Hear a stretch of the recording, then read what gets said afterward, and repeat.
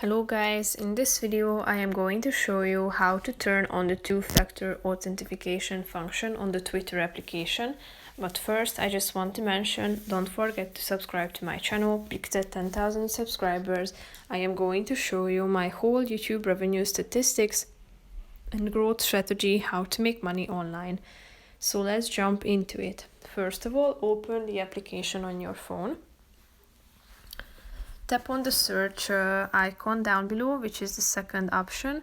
Now click on the settings option in the upper right corner of the screen. Click on this arrow button in the upper left corner and tap on security and account access. Tap on security. Click on the first section, two-factor authentication, which will protect your account from unauthorized access by requiring a second authentication method in addition to your Twitter password. You can choose text message, authentication app, and security key, as you can see.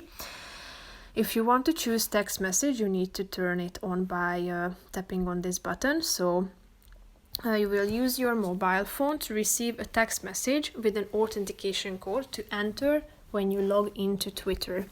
The second option is authentication app, meaning that by using an app, you will get an authentication code to enter when you log into this application.